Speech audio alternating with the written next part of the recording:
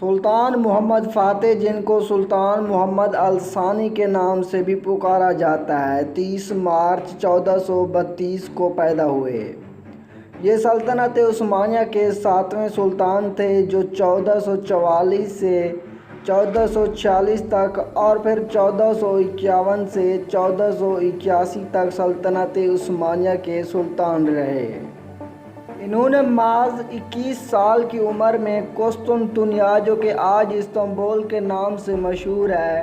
فتح کر کے بازنطینی سلطنت کا ہمیشہ کے لیے خاتمہ کر دیا۔ قسطنطنیہ کی فتح تاریخ کی مشکل ترین فتوحات میں شمار ہوتی ہے، کیونکہ اس شہر کے چاروں طرف مضبوط ترین فصیلوں کے علاوہ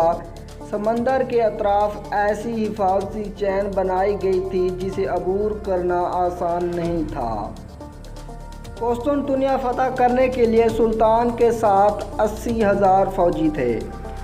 ان میں سے کئی بہادر سپاہیوں کو مورچوں کی طرف پیش قدمی کرتے ہوئے اور دشمن کے حفاظتی سلسلوں کو توڑنے کی کوشش میں جام شہادت نوش کرنا پڑا۔ سلطان کے سپاہیوں کا یہ حال تھا کہ وہ ایک طرف اپنے جاں بحق ہونے والے ساتھیوں کی لاشیں اٹھاتے تو دوسری طرف اگلے مورچوں کی طرف پوری بہادری اور بے خوفی کے ساتھ پیش قدمی بھی جاری رکھتے۔ اس شہر کے حفاظتی سلسلوں کو توڑ کر وہاں پہنچنا اتنا دشوار تھا کہ جب سلطان کی توپیں فصیلوں کو نقصان پہنچاتیں، اس بیچ بازنطینی فوج کو اتنا موقع مل جاتا کہ وہ تباہ شدہ جگہوں کی دوبارہ مرمت کر لیتی۔ دوران محاصرہ ایک بار صورتحال اتنی مشکل و مایوس کن ہو گئی تھی کہ نوبت یہاں تک پہنچ گئی کہ سلطان محمد کے ایک بڑے جنرل نے سلطان کو محاصرہ ختم کر کے اس مہم کو بھی ختم کرنے کا مشورہ دے دیا، لیکن سلطان نے خود ہمت نہیں ہاری اور سلطان کے کمانڈر حفاظتی سلسلے پر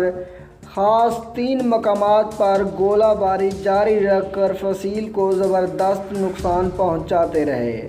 حتیٰ کہ سلطان کی فوج کو قسطنطنیہ کا محاصرہ کر کے توپوں کے ساتھ شہر پر گولے برساتے ہوئے 47 دن گزر گئے، جبکہ کہیں 54 دن کا ذکر بھی ہے، اور سلطان کی فوج کا حملہ زور پکڑنے لگا۔ دوسری طرف بازنطینی سپاہی اس حملے کے خلاف فصیلوں پر قدم جمائے ہوئے تھے، لیکن پچھلے 1.5 ماہ کے طویل محاصرے نے ان کے حوصلے پست اور اعصاب شکستہ کر دیے تھے، جبکہ ہر فرقے سے تعلق رکھنے والے عیسائی بھی اپنے صدیوں پرانے اختلاف بھول کر ایک ہو گئے، اور ان کی بڑی تعداد حاجیہ صوفیہ چرچ جمع ہو گئی، اور بہت سے شہری بازنطینی فوج کی مدد کے لیے فصیلوں پر بھی آ پہنچے اور پتھر اور دیگر نقصان دہ اشیاء اٹھا کر نیچے اکٹھے ہونے والے حملہ آوروں پر پھینکنا شروع کر دیں۔ ادھر سلطان نے اپنی فوج کو ہمت دلاتے ہوئے کہا کہ میرے دوستوں اور بچوں، آگے بڑھو، اپنے آپ کو ثابت کرنے کا لمحہ آ گیا ہے۔ جمعرات 29 مئی 1453 کو رات کے 1:30 بجے کا وقت تھا کہ دونوں اطراف سے شدید کارروائیاں جاری تھیں اور بازنطینی فوج جان لگا کر عثمانی فوج کی یلغار روکنے کی کوشش کرتی رہی، مگر صبح کی روشنی پھیلنے تک ترک سپاہی فصیل کے اوپر پہنچ گئے، اور اس دوران اکثر بازنطینی فوجی مارے جا چکے تھے اور ان کا سپہ سالار بھی شدید زخمی ہو کر میدان جنگ سے باہر ہو چکا تھا۔ سورج کی پہلی کرن نمودار ہوئی تو بازنطینی سپہ سالار نے دیکھا کہ ایک ترک سپاہی بازنطینی پرچم اتار کر اس کی جگہ عثمانی جھنڈا لہرا رہا ہے، جو اس بات کا ثبوت تھا کہ اب سلطان کی فوج بازنطینیوں پر حاوی ہو کر شہر کو فتح کر چکی ہے۔ بالآخر مسلمان 700 سال کی جد و جہد کے بعد قسطنطنیہ کو فتح کرنے میں کامیاب ہو گئے تھے،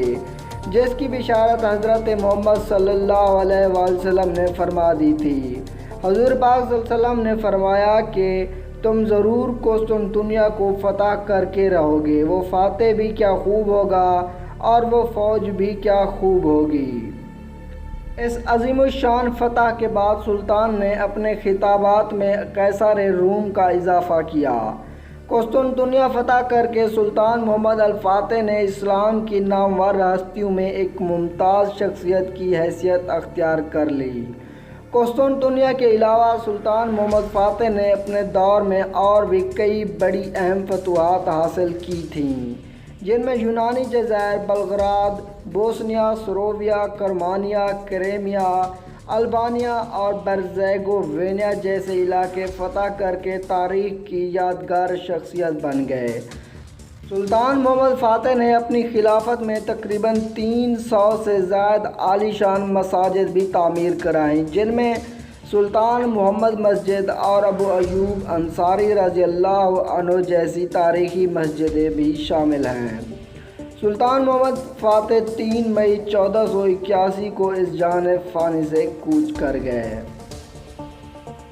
ویڈیو پسند آنے کی صورت میں اسے لائک ضرور کر دیجیے گا۔ ملتے ہیں اگلی ویڈیو میں، تب تک اللہ حافظ۔